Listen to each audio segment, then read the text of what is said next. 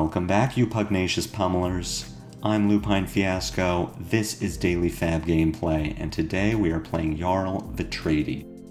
For anyone who's new to the channel, what we do here is review replays of games I played on the Talishar.net client days or weeks ago.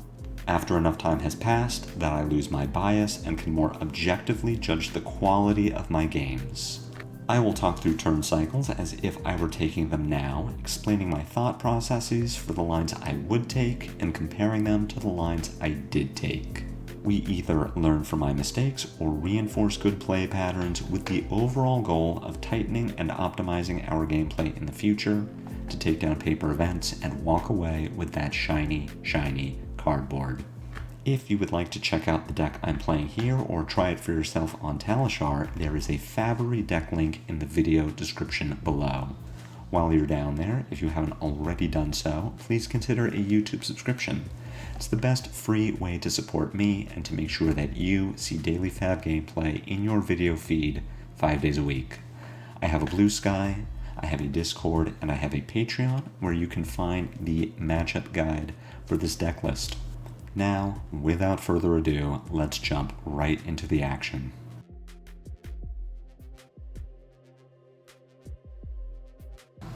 I'll start this video with a quick note about the deck I'm playing. This is not what I have on FaB. This is Vero's Tempo CYB list. Taylor Crawford came out on Discord last week and said that he thinks that this is the closest Jarl is to being solved. And I wanted to give the deck a try. It is very different from what I have been playing over the last few weeks and what I have posted. This deck has Decompose, and it has Count Your Blessings. I don't know that I agree that this is the best version of Jarl at this point in my testing. I've come out and said that I really don't like Decompose in Jarl, but I wanted to give it a try, especially the Count Your Blessings, and see if I was missing something. So if and when you see cards that you aren't familiar with in my list, that's why they are here. So against Zen, the way we're building is that we are playing with Count Your Blessings, and we are just trying to sustain with some life gain while we look for our big disruptive attacks. This deck does not have Spinal Crush, but it does have Oaken Old, Command and Conquer, Pummels, Icequakes, as well as Felling of the Crown and Plow Under, so we should be plenty disruptive. Now we've lost the die roll here and we're chosen to go first. This hand lends itself pretty well to going first. Notably, this deck does not have Mangle. So we have Imposing Visage. We could pitch our second Imposing Visage and just find a Crumble to Eternity, put a -1 counter on Zen's Traverse the Universe, and try to break it with an early Mangle, but of course the Mangle isn't here. So our only way to break equipment is by drawing into Frozen to Death, which I have no way of knowing if it is in my next 4 cards, 8 cards, 30 cards. So the safer play to slow Zen down is to just play Imposing Visage, pitch Imposing Visage and Winter's Bite, have X be equal to 5, and find Channel Lake Frigid. And then we get to bottom Winter's Bite to Channel Lake Frigid to put a counter on it. Arsenal the Icequake, and just try to draw into further disruption. If we could find a CNC, that would be great, but even if our line is just Icequake Titan's Fist for 7 with Frostbite on hit, that's pretty good. This deck has a greater number of 3-cost blues in it to consistently have Titan's Fist attack for 4. It's something I really like about this list, and something that I might want to take with me into my deck building. It also has Terra Sunder, which plays really well with the Boulder drop that is in here. It plays well with Oaken Old. Even if you can't fuse the Oaken Old, it still attacks for 8 with Dominate. And even with just Titan's Fist, 5 Dominate on hit, discard 2 is really nice. And it may be what I'm looking to do here.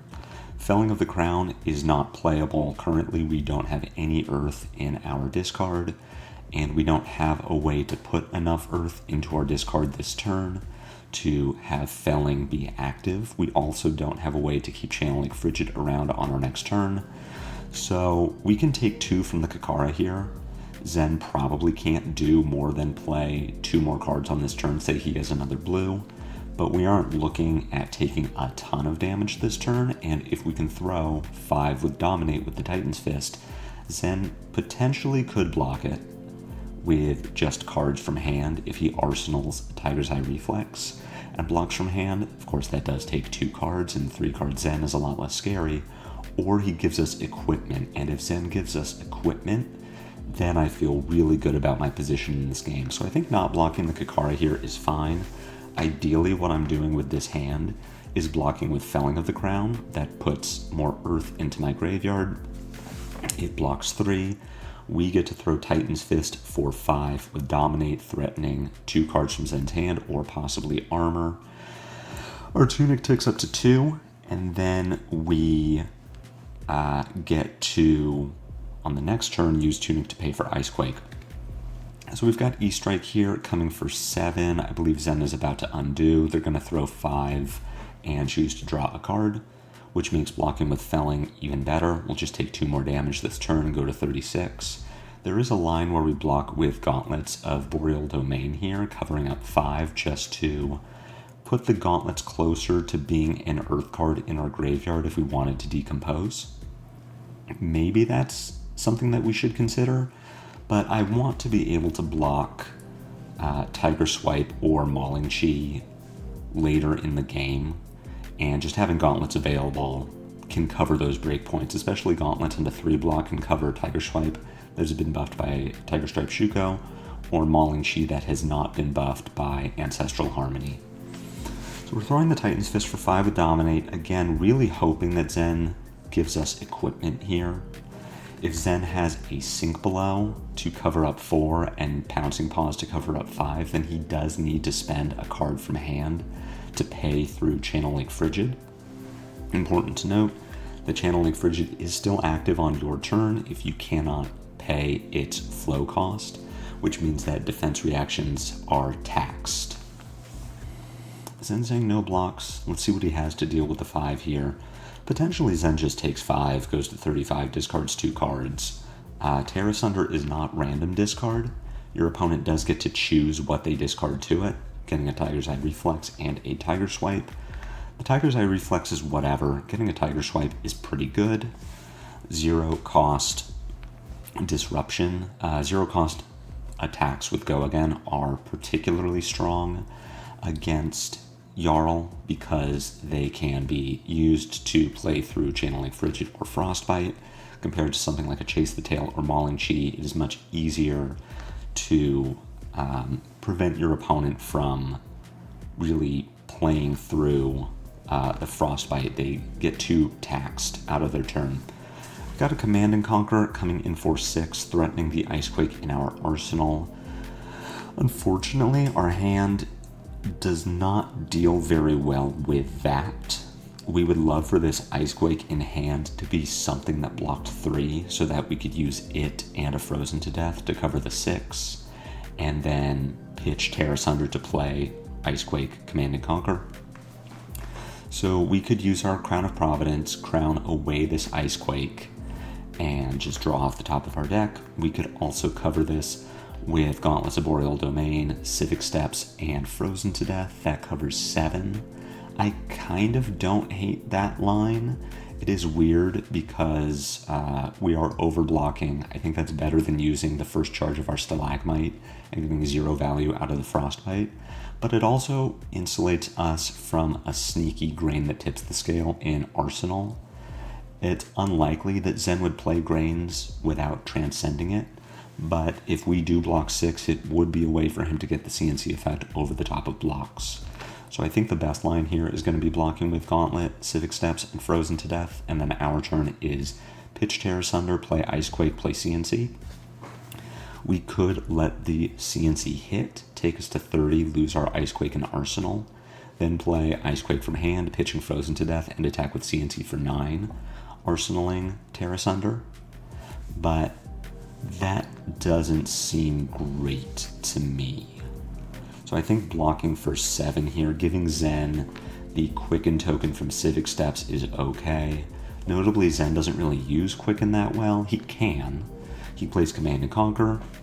He plays a Mauling Chi that could open a turn, just being 1 for 5. I mean, Zen has a really nice turn of Mauling Chi, Pitch Blue, Command and Conquer as a 3-card 11, but using the Civic Steps here would be fine. The reason I don't like using Crown here is that our hand is already pretty good. We can't really use a card off the top to do anything. Now, I suppose what we could do, if we draw into another blue, is that we get to pitch Frozen to Death to play Terra Sunder, use our Tunic to play Icequake, and then pitch the blue to play Titan's Fist. And we get to send 8 with Dominate on hit, discard 2 cards, get a Frostbite, and then Arsenal, Command and Conquer. And being honest, I don't hate that, because what that lets us do is just stagger our disruption. If I can do one disruptive thing to Zen every turn, then I'm really happy about that. Getting to throw Command and Conquer for 9 on hit Frostbite is nice because it forces Zen to react to it, or else he has a much weaker turn.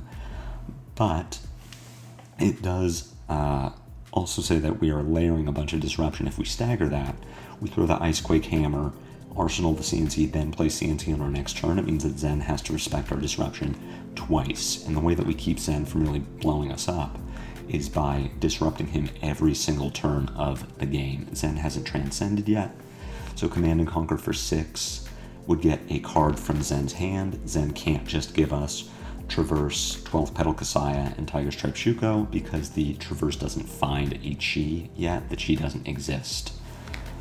So what I like doing with this hand is playing Terra Sunder, pitching Frozen to Death, using our Tunic to play Icequake, and then pitching Fruit to the Forest to attack with Titan's Fist for 8 with Dominate, on hit, get a Frostbite, discard 2 cards. The only way that Zen gets around that is by having a defense reaction in Arsenal, or a Tiger's Eye Reflex in Arsenal, just something that Zen can do from Arsenal to be defensive. Our other line would be Command and Conquer for 9 on hit Frostbite, and then discard Fruit to the Forest to gain 2 life. I think that's a little worse. It puts the onus on us to do something impressive with Terra Sunder on our next turn, and we aren't guaranteed to draw something like a Boulder Drop, which would make Terra Sunder very good. Say that Zen transcends on his next turn, then Traverse the Universe becomes online, and then can just block with Traverse in a 3-block, so I'm a lot less impressed by arsenaling Terra Sunder than I am by arsenaling Command and Conquer. Notably, we haven't drawn a Pummel yet, so if we draw blue Pummel, or blue-red Pummel, whatever, we can CNC Pummel from hand without Tunic. If we take 2 cards from Zen and give him a Frostbite, it's pretty unlikely that he forces us to block down from 3 cards in hand, and that is a much more viable line than it would be in more of an even game than what we see here. So let's see how Zen wants to deal with this Titan's Fist for 8. We see a Pouncing Chi used to block. This could potentially be a Pouncing Pause to cover 4 and then sink below from Arsenal. We could see a Shuko or Kasaya used to take it up to 5 and then block with a Tiger's Eye Reflex from Arsenal. Again, just seeing what Zen has in the arsenal, if anything. Zen deciding that 2 in hand, 1 in arsenal works a lot worse than 1 in hand, 1 in arsenal. Let's talk about that reorder of Terra Sunder Icequake. The reason I want to reorder the effects so that Zen is forced to discard before he gets the Icequake, the Frostbite from Icequake, is that if we give Zen a Frostbite, I anticipate a line where he can attempt to play from hand, maybe play a Transcend instant, and then pitch multiple cards to pay for it, so that he gets around the discard effect of Terra Sunder. I'm not expecting this game to go to Fatigue, but I at least want to play towards it. I want to prevent Zen from getting to cycle cards as often as possible. Zen plays around the Frostbite much worse, but there is a different line against other heroes, where we stack these two effects, where maybe we give them a Frostbite, and then they played something like Count Your Blessings, being able to pitch multiple cards to pay for it, and that's how they cheat the Tear Asunder effect. So I do want the Tear Asunder to go first, because it prevents certain heroes from being able to play around the discard effect with the Frostbite tax. Getting a Chase the Tail out of Zen feels pretty good. Of course, he does have 2 left in the deck, but that's 1 less that we have to worry about. Here we draw a really bad hand at a really bad time. Zen just passes the turn, giving us full tempo, and if we had a blue in this hand, we would really be cooking. But considering what we have instead, this is not very good. So we have a few lines, and I think the best one is going to be to pitch Count Your Blessings and Pummel to play Icequake Frostfang, and we just sit on our CNC. Our other line would be to pitch Frostfang to play Icequake, pitch Count Your Blessings to play CNC, and then Arsenal the Pummel. And I think that that's probably worse, considering the attack density in this deck and that it is lower than what I'm used to playing with, right? There's no Spinal Crush in this deck, and that our Tunic is 2 turns away from being online. I don't really want the Pummel in Arsenal as much as I want the Command and Conquer, which I know is going to force Zen to do something.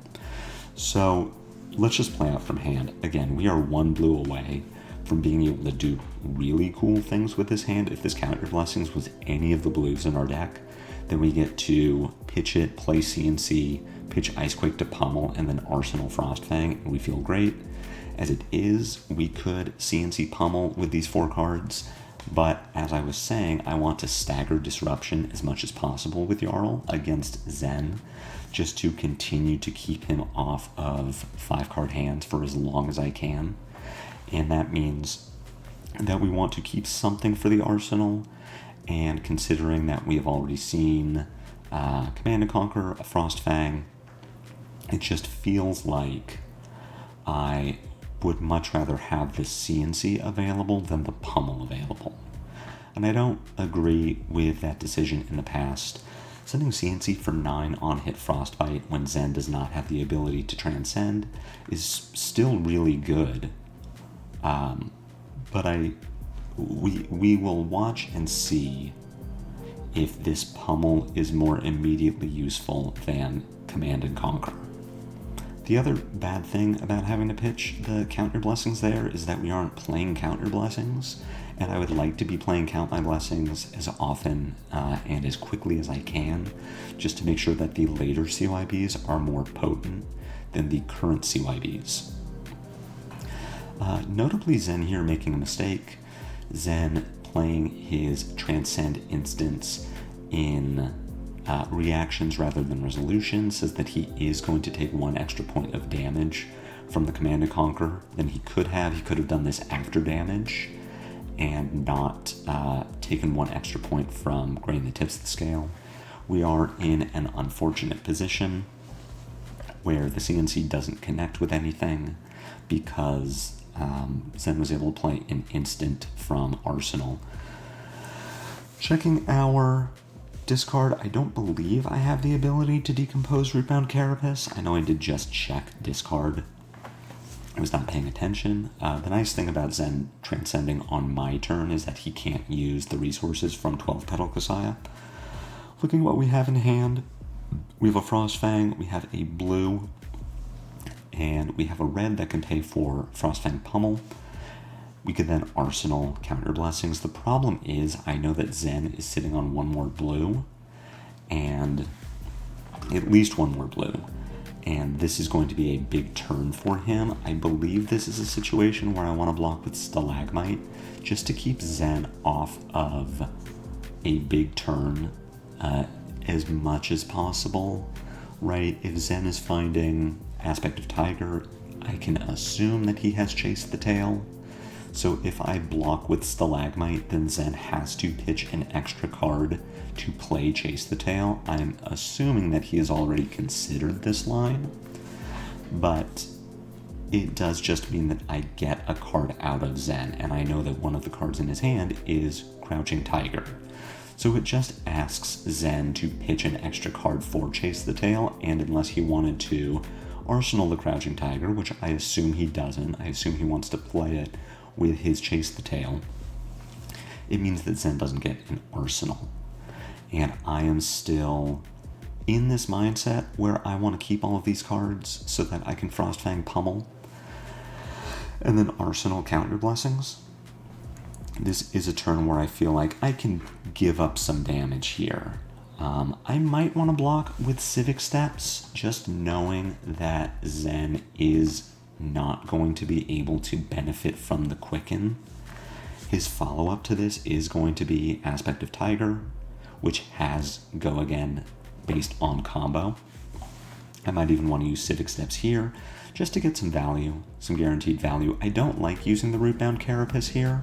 It means that I am pitching Counter Blessings to play the Pummel, and blocking 3 damage just doesn't seem as worthwhile to me compared to getting to arsenal the CYB for later. We've got Tunic on 2. By the time I can play CYB, Tunic is probably going to be on 3, and now I'm looking at something like pitching a blue, playing Frostfang or CNC, floating a resource, having Tunic available.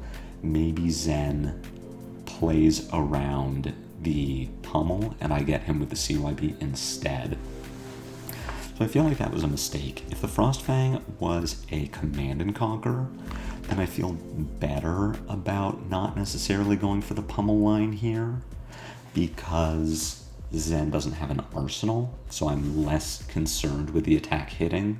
But with it being Frostfang, I really want to make sure that this Frostfang connects so that we benefit from its effect and the Pummel, and I really want that Counter Blessings around so that I can start playing them. But we are going to get 2 cards out of Zen. We're also pushing 8 points of damage. We're pretty far ahead in this game. I'm feeling good about my situation. Well, of course, Zen does still have Traverse the Universe and Cheat in deck. So Zen can just wait for his moment to find a really big turn, which is why I would rather have Counter Blessings around so that I can start stacking them and start benefiting from multiple CYBs in my graveyard. I would much rather be at 20 here with a Counter Blessings in Arsenal than be at 23 without Counter Blessings. We get a Pouncing Paws block out of Zen, which would feel much better if I had Mangle in this deck. As it is, the only way that I can break this Pouncing Paws is with Frozen to Death, which I don't really want to play. And so now here's a situation where we have another Counter Blessings and nothing to use this Pummel on. So imagine that I still had Counter Blessings in Arsenal.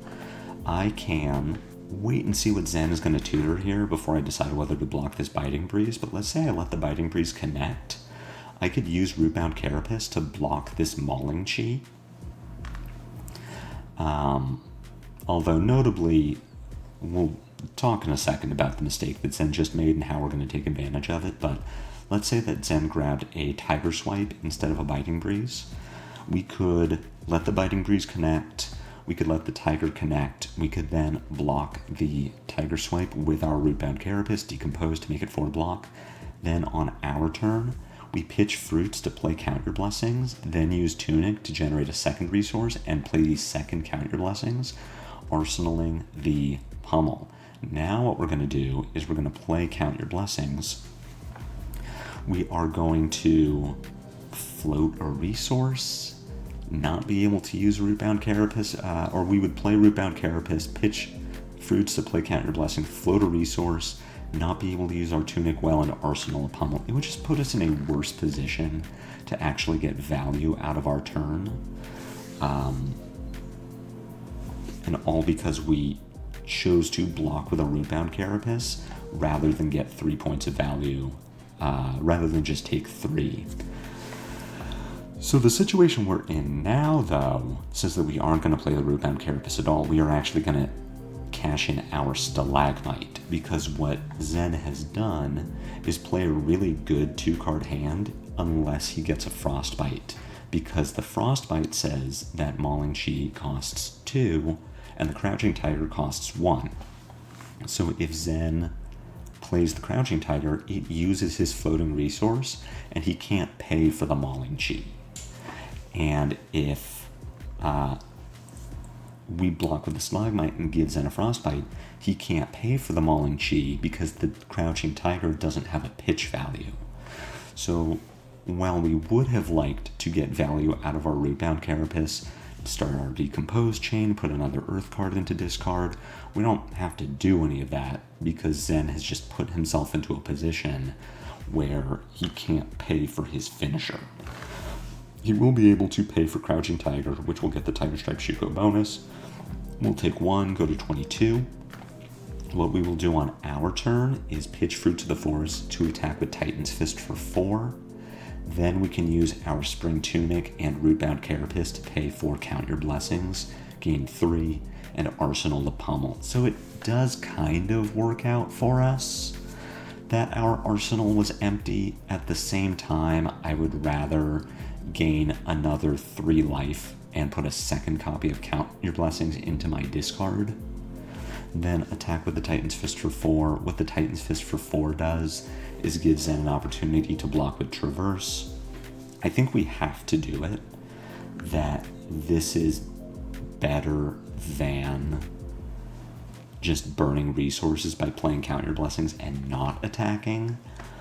But this is much worse than if we could just play 2 copies of Count Your Blessings. Pitching the Pummel here does seem correct, considering that Zen is going to pop off with 5 cards. It puts us into a position where we will decompose the Rootbound Carapace and then have 2 Earth cards in our discard to be able to decompose a Plow Under. We don't have our Tunic, so we can't Plow Under Count Your Blessings. Let's just make sure we do have our Felling. We have a Rootbound Carapace, so sorry, we only have 2 Earth cards in our graveyard. So we will want to block with our Flourish, as well as blocking with our Rootbound Carapace, and that just says that we get to decompose with the Rootbound, and we have 2 Earth cards for decomposing with Plow Under. We're also really hoping that Zen is going to arsenal something here so that our Plow Under gets value. Tiger for 0, got no blocks. That's totally fine. Also, just real quick, this Channel Lake Frigid, we could play it. It would give Zen a Frostbite, but we don't have a way to keep it around. We don't have an ice card to pitch to the flow cost. I'm going to Chase the Tail here, coming in for 4. I don't really need to block this, but we can use our Rootbound Carapace and then still have 2 block equipment and our 3 block Channel Lake Frigid to cover up 5 from a Mauling Chi. I'm just trying to anticipate what I think Zen's turn is going to be. With 2 floating resources, he can play Aspect of Tiger, he can play his Crouching Tiger. The question is going to be, does he attack with the Kakara, or does he maybe play something like a Command and Conquer? Maybe a Weakest Link if that's in his deck for some reason. I still kind of don't want to block. Using Civic Steps here is kind of okay. I would probably rather block with Flourish before the Civic Steps. Here I'm looking at Chase the Tail just to see if Zen can maybe use the Quicken to cheat something else out. The Crouching Tiger doesn't need to follow the Aspect of Tiger body, so I'm just concerned that maybe Zen has something like a 2 Mauling Chis in hand. They would let him Mauling Chi for 5 go again, then play the Crouching Tiger, then play Mauling Chi for 6. Got a Spinning Wheel Kick, attacking for 4 with go again. This is a situation where I kind of want to block with Civic Steps. I feel like Zen is not going to get value out of the Quicken token. If his 1 cost is Mauling Chi, he still wouldn't want to attack with it before the Crouching Tiger because he wants the combo from Crouching Tiger. So this seems fine to me, and I would like to not block with Channel Lake Frigid if possible. But if Zen sends a Mauling Chi, then I do think that blocking with CLF and Gauntlets is correct. Yeah, I think blocking for 5 with Gauntlets and Channel Lake Frigid is right. I think we are supposed to attack with Plow Under and Decompose just to send 6. It is unfortunate that this is a Plow Under and not a Felling of the Crown, in which case I would just take 6 from Mauling Chi. But here we are at least keeping at a healthy 18. Plow Under with Decompose does threaten over half of Zen's remaining life total.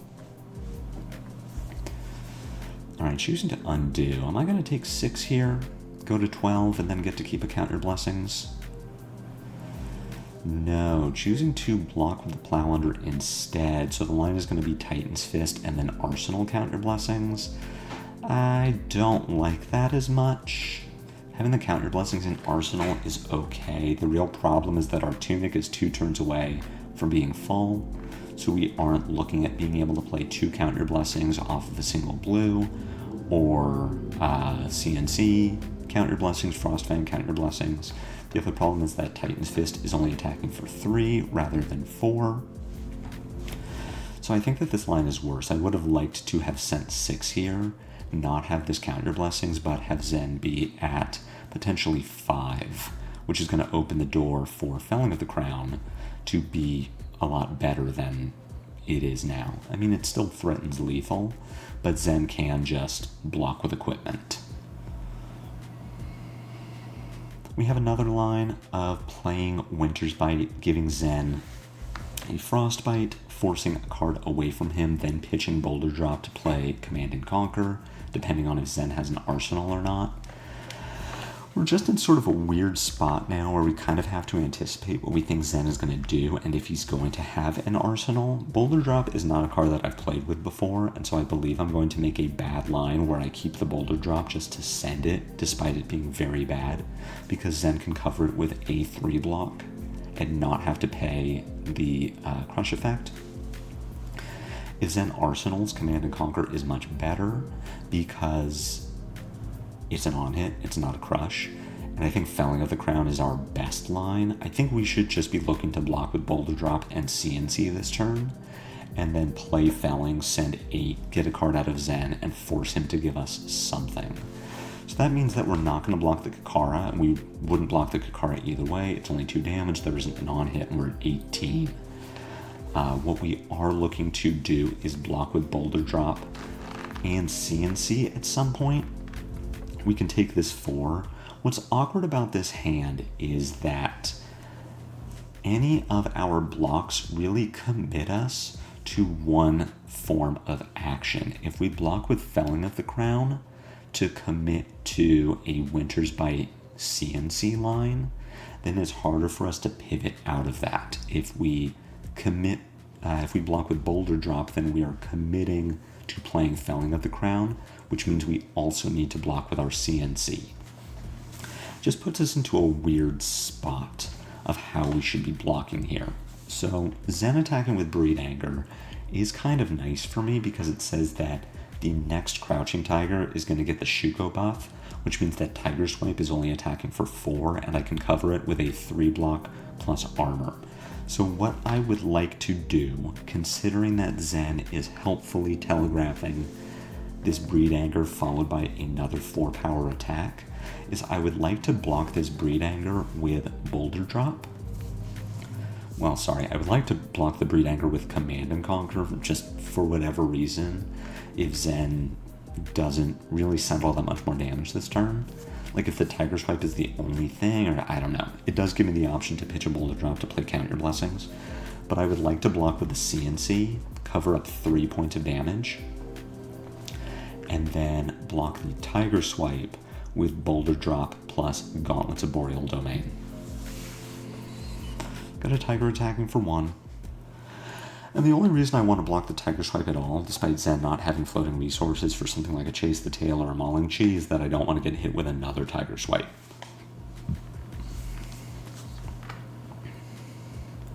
I would like to block this with, considering that we didn't block the Breed Anger, I would like to block this with CNC plus Gauntlets of Boreal Domain, play Count Your Blessings from Arsenal by pitching Boulder Drop, and then attack with Felling of the Crown, decomposing it for 8 damage.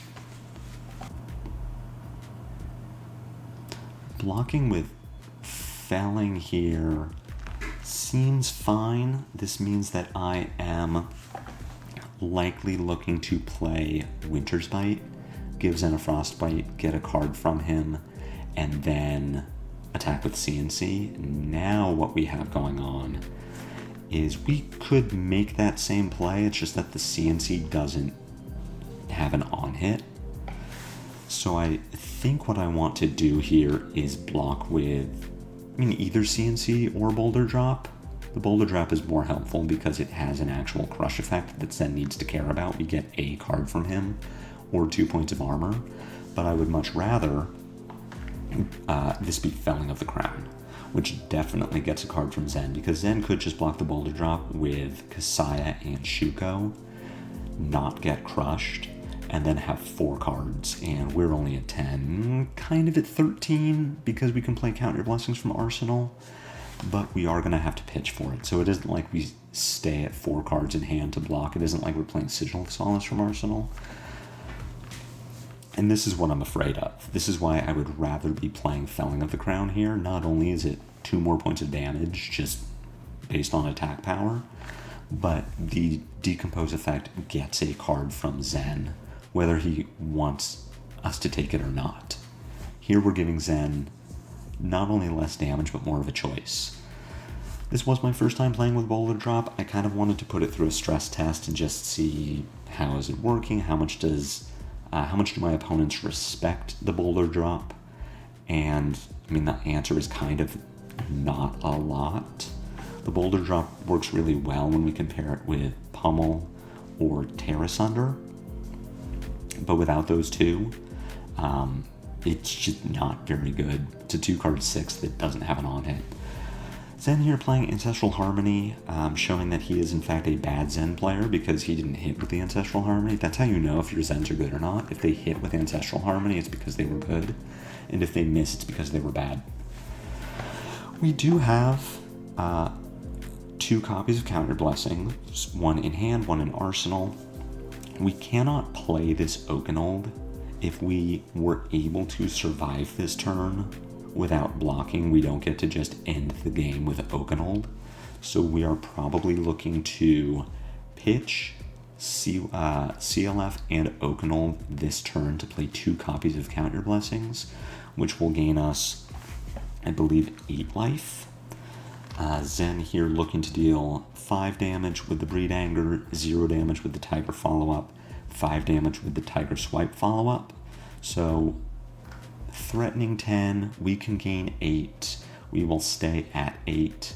On our turn, we would pitch Fruits of the Forest to attack with Titan's Fist for 4, potentially putting Zen down to 2. We will have Tunic online on our next turn. So is there anything that we can do differently? We could block the Tiger Swipe with Gauntlets of Boreal Domain, go to 1, hope that Zen's last card in hand is just not something he can play, and then on our turn we Oakenold for 7, then pitch Fruits, use Tunic to play 2 copies of Count Your Blessings. We force Zen to do something and gain 8 life. It seems extremely risky, but I don't hate blocking with the Gauntlets here anyway, just in case that Zen can't play this last card in his hand. If we're blocking 5 here, then we are just committing to gaining 8 on our next turn. And that is what I am choosing to do. I don't hate this line. The Titan's Fist for 4 is kind of underwhelming compared to just being at 13 compared to 8. We draw into another hand that can't fuse Oakenold. We draw into another hand where it really shouldn't be Boulder Drop. It should be Command and Conquer, because the Boulder Drop does not have an on-hit if Zen blocks with 2 2 blocks, or a 3 and a 2, or a 3 and Kasaya. So we are looking to block with Boulder Drop and Oakenold here, and then just send CNC for 6, which not only threatens lethal, but threatens Zen's arsenal. We don't need to block the E-Strike. We can take 5 and go to 8. And that's fine. That's why we played the Counter Blessings. Zen attacking with CNC says that we should just block with Boulder Drop and Oakenold.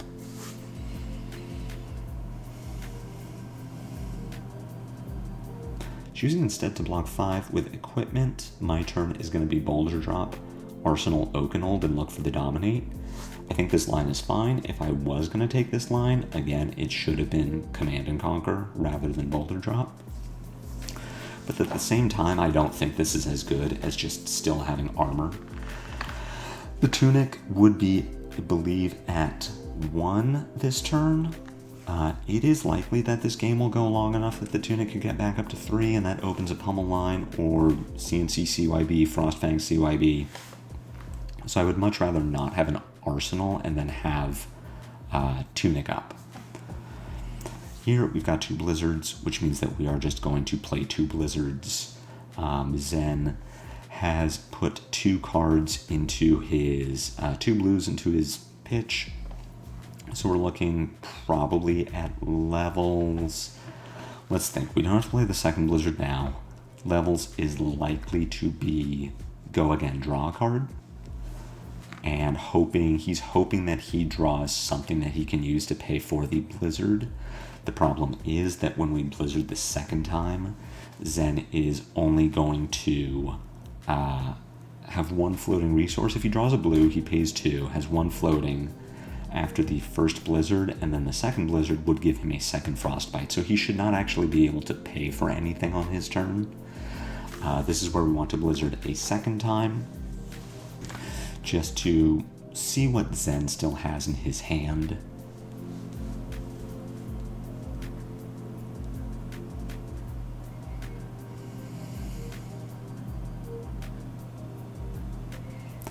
Zen gets a second Frostbite, pays a blue. So we could look at Zen having another blue in hand.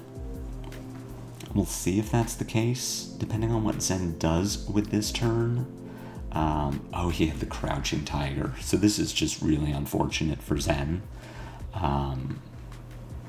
He just doesn't get to do anything for the rest of this turn and ends up IPing himself. Our turn is just going to be Oakenold for 7. Zen has to give us at least 1 card to not die, and then we Arsenal Counter Blessings. So the double Blizzard there coming in really handy, and I'm sorry that I did such a poor job of tracking what the actual outcome of that turn would be for Zen. We've got the Oakenold. We know that Zen has a Crouching Tiger in hand. We'll see how he can address the Oakenold here. Knowing that he has to give us at least 1 card. If he drew 3 2 blocks, then he has to give us 2 cards, and then Counter Blessings. We're just sitting on 7 health in our, 6 health rather, in our arsenal. That takes a card from our hand as well. So we're feeling pretty good about our life total, and we're just looking for anything to end the game with. Tear Asunder, Titan's Fist is looking pretty good as a way to just end the game. We can block the Kakara with Rootbound Carapace if we wanted to. We know that we can decompose. I would just save it. Okay, so it's a Crouching Tiger in Zen's arsenal as well. So we don't need to block this. We will be able to... I suppose we should have blocked it with Rootbound Carapace, actually, considering that the Titan's Fist, Terra Thunder costs 3, and then Titan's Fist costs 3. We don't actually have a way to use the Rootbound Carapace, and we can't use it to pay for Counter Blessings, so we are just IPing ourselves. I forgot about the Crouching Tiger in Zen's arsenal, which would have said that we should use our Rootbound to block the Kakara, but even when it became apparent that we were not going to be able to use our entire hand, We could have just blocked the Crouching Tiger for 1. I mean, it wouldn't have been great, but it would have been more useful than just over-pitching for Titan's Fist. But the Zen is going to pack it in. So, definitely a lot of misplays on my part. I think that the Counter Blessings have some real potential in this matchup and in this deck overall. As always, I remain unimpressed with Decompose, though admittedly I also misplayed around that too. But that does show the power of this build, that even after so many misplays, we can still get the win. Counter Blessings was very impressive. Terra Sunder is a card that I'm more impressed with the more that I've played it. So I will keep playing this list over the next couple of weeks and then have a Jarl deck update based on the lessons learned and the cards that I like from it. So stay tuned for all of that. I hope you learned something. Hope you enjoyed this game. If so, be sure to pummel that like button. My comments are always open for any questions or feedback. If you haven't already done so, please consider a YouTube subscription. It's free. It helps me out a lot. I have a Patreon, a Blue Sky, and a Discord. All of those links are in the video description below, as well as a link to this deck list. Until the next time I see you on Daily FaB Gameplay, stay frosty.